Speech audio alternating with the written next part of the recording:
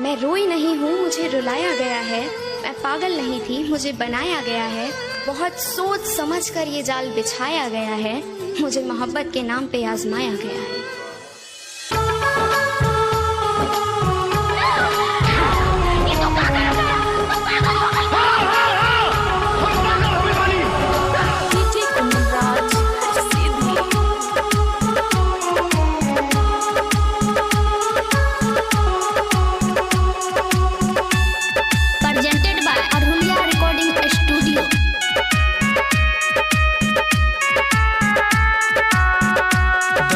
दोसरा के मौका गे काहे दिलही तू धोखा गे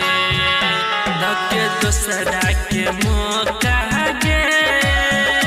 काहे दिलही तू धोखा गे भूले बकोना बतिया के कहली प्यार छै पाका गे भूले बकोना बतिया के कहली प्यार छै पाका गे धके दोसरा के मौका गे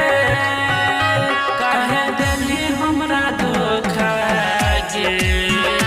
धके दोसरा के मौका गे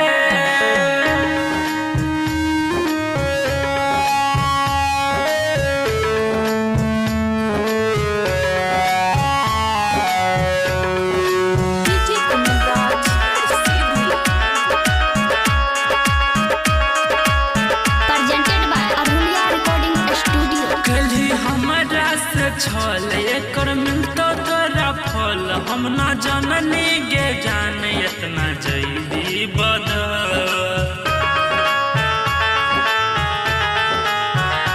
जल्दी हमरा से छल एकर मिलतो तोरा फल हम ना जननी गे जान इतना जल्दी बदल दूर छोही जान तब हमसे बन के तू होता गे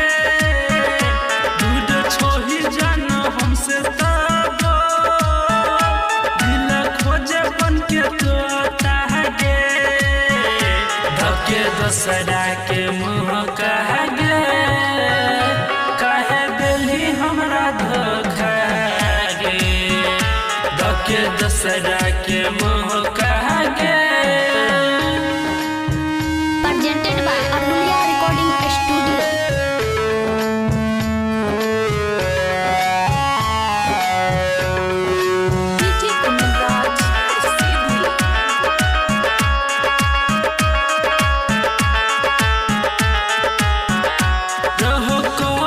भेली नजरी से दूर संतोष नीतीश के जान कोई दिली मजबूर रहो कवन कसूर भेली नजरी से दूर नीतीश संतोष के जान कोई दिली मजबूर राइटर से के अंदर तो हो क्या जाके रहता हो राइटर सी के अंदर तो हो के जान कई बार जाके रोका हो धके दोसरा के मौका गे काहे दिली हमरा धोखा गे धके दोसरा के मौका गे presented by Arhulia Recording Studio।